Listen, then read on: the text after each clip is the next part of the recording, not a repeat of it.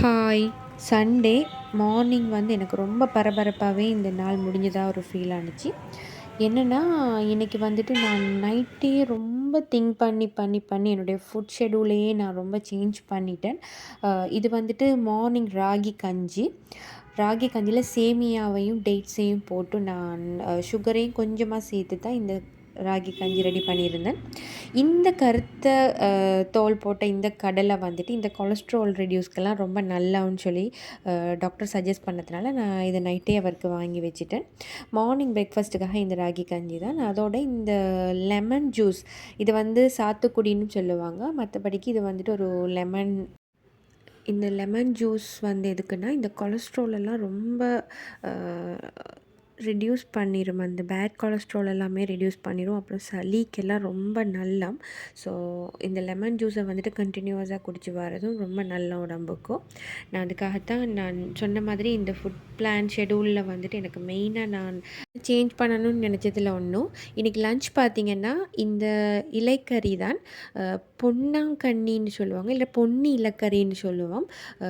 இந்த இலக்கறியை வந்துட்டு நல்லா கூனி போட்டு நம்ம மீனும் போட்டு நல்லா ஒரு பால் கறி மாதிரி ஆக்கி எடுத்தோம்னா ரொம்ப டேஸ்ட்டாக இருக்கும். ரொம்ப ஹெல்தி. வெள்ளை பூண்டு போடுறதுனால ரொம்ப ஹெல்தியான ஒரு கறி தான் இது.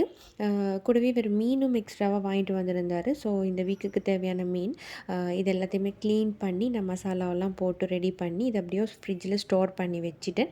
இன்றைக்கி வந்துட்டு இந்த குத்தல் அரிசி சாதம் தான். இனி குத்தல் அரிசி சாதத்தை கொஞ்சம் கண்டினியூவாக எடுக்கலாம் அப்படின்னு நினச்சிட்ருக்கிறேன். ஸோ இந்த பாசுமதி யூஸ் பண்ணுறவங்க, நீங்கள் யாராவது பாசுமதி ரைஸ் யூஸ் பண்ணிங்கன்னா கண்டிப்பாக அந்த ரைஸை கொஞ்சம் குறைச்சிட்டு இந்த மாதிரி வீட்டிலையே குத்தின குத்தல் ரைஸ் இல்லாட்டி இந்த வயல்லைலாம் உழுது எடுத்துகிட்டு வருவாங்க அந்த குத்தல் அரிசியை கண்டிப்பாக யூஸ் பண்ணி பாருங்கள். உங்களுக்குமே ரொம்ப ஒரு ஹெல்த்தியான ஒரு ஃபுட் பிளானாக மாறிடும்.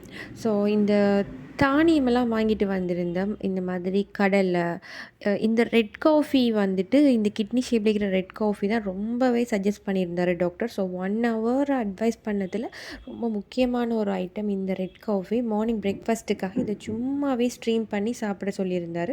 ஸோ இந்த மாதிரி கடலை, அவல் இது எல்லாமே இவர் வாங்கிட்டு வந்திருந்தார். ஸோ இது எல்லாத்தையுமே நான் ஸ்டோர் பண்ணி வச்சுட்டு, இந்த லஞ்சுக்கு இந்த லெக்கரி இதெல்லாமே க்ளீன் பண்ணி வச்சுட்டேன். ஸோ மன்ஹாக்கு வந்துட்டு கிளாஸ் முடிஞ்சு வந்ததுமே நான் நேற்றுக்கு ஹோம்ஒர்க் எல்லாம் கம்ப்ளீட் பண்ணி ரொம்ப மெட்ஸ் எல்லாம் நல்ல மார்க்ஸ் எடுத்திருந்தாங்க. ஸோ அதுக்காக நான் இந்த மாதிரி டொனட் வாங்கி தரதா சொல்லியிருந்தேன். ஸோ அதையுமே அவங்களுக்கு வாங்கி கொடுத்துட்டு இந்த மாதிரி நான் லஞ்சை ப்ரிப்பேர் பண்ணிகிட்டு இருந்தேன். இந்த கூனி வந்து ரொம்ப ஸ்பெஷல் இந்த கறிக்கு. கூனி ரொம்ப ஹெல்தியும் தான். வாசம் ரொம்ப ஸ்மெல்லாக இருக்கும். கூனி போட்டு சாப்பிட்டா வேறு லெவலில் இருக்கும். டேஸ்ட்டு வந்து அல்டிமேட்டடாக இருக்கும். இது வந்து இந்த இறால் வகையில் உள்ள ஒரு வகை தான் இந்த கூனி. கூனி ரொம்ப சின்னதாக இருக்கும். நான் இதை வந்துட்டு நல்லா ஃப்ரை பண்ணி ஒரு லோ ஃப்ளேமில் வச்சு ஃப்ரை பண்ணிவிட்டு இதை பிளெண்ட் பண்ணி நல்லா பவுடர் பண்ணி நம்ம ஆல்ரெடி எடுத்து வச்சிடணும். ஸோ ஸ்டோர் பண்ணி நம்ம நார்மலாகவே வச்சிடலாம். வச்சுட்டு இந்த மாதிரி தேவையான நேரத்தில் நம்ம யூஸ் பண்ணி சாப்பிடலாம். இது சம்பால், அடுத்தது இந்த மாதிரி இலைக்கறிகள் எப்பப்போலாம் ஆக்குறோமோ இந்த மாதிரி அதுக்கு எல்லாத்துக்குமே நீங்கள் யூஸ் பண்ணலாம். ஸோ நான் வெள்ளை பூண்டு போட்டு இந்த முருங்கை இலைக்கறியை நான் ஆக்குற டைமில் இந்த மாதிரி நான் யூஸ் பண்ணிட்டேன். கூடவே சூட மீனும் வாங்கியிருந்தேன். ஸோ சூட மீனை நான் நல்லாவே ஃப்ரை பண்ணி அதையுமே வந்துட்டு இன்றைக்கி லஞ்சுக்கு எடுத்துட்டேன். ஸோ இன்றைக்கி லன்ச் வந்துட்டு ரொம்ப சிம்பிளாக முடிஞ்சது. ரொம்ப ஹெல்தியான ஒரு மீல்ஸாகவுமே இருந்துச்சு. ரொம்ப ஃபுல்ஃபில்லிங்ஸோட இன்றைக்கி பிரேக்ஃபாஸ்ட், லன்ச் எல்லாமே அமைஞ்சது. எனக்கு ரொம்ப திருப்தியாக இருந்துச்சு. கூடவே லன்ச் ப்ரிப்பேர் பண்ணும்போது மன்ஹா குட்டி இந்த சாத்துக்குடி ஜூஸ் போட்டு கேட்டுக்கிட்டே இருந்தாங்க. ஸோ அதையுமே நான் ப்ரிப்பேர் பண்ணி லன்ச் பண்ணிகிட்ருக்கிற பாதியிலேயே நான் அவங்களுக்கு இந்த லெமன் ஜூஸையுமே போட்டு கொடுத்துட்டு நானும் கொஞ்சம் குடிச்சிட்டு வேலையை கண்டினியூ பண்ணிட்டேன்.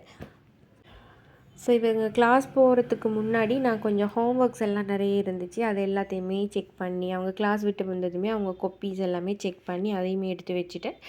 இவர் வந்துட்டு இவருடைய சேனல் மாடிஃபிகேஷனுக்காக ஒரு சில ஐட்டம்ஸ் எல்லாம் வாங்கிட்டு வந்திருந்தார். ஸோ தேவையான அந்த ஐட்டம்ஸையும் வேறையாக எடுத்து வச்சுட்டு இதில் வந்துட்டு இந்த இயருக்கு மாடிஃபை பண்ணலாம் அப்படிங்கிற ஒரு பிளானோட பெயிண்டிங்லாம் பண்ணி ரூமை கொஞ்சம் சேஞ்ச் பண்ணலாம் அப்படிங்கிற ஒரு ஐடியாவில் தான் இந்த மாதிரி திங்ஸ் எல்லாம் வாங்கிட்டு வந்திருந்தார். ஸோ அதையுமே எடுத்து வச்சுட்டு அதுக்கப்புறமா நான் லஞ்சையும் சாப்பிட்டுட்டு இன்றைக்கி இன்னைக்கு வேலையெல்லாம் ஒரு ஈவினிங்கோட நான் முடிச்சுட்டேன். ஸோ நாளைக்கு பிரேக்ஃபாஸ்ட்டுக்கு கடல்லையே ஸ்ட்ரீம் பண்ண போகிறேன். ஸோ அதுக்காகத்தான் நான் இதையுமே நைட்டுக்கு நல்லா ஊற வச்சுட்டேன். ஏர்லியாகவே நான் கொஞ்சம் ஊற வச்சுட்டேன்.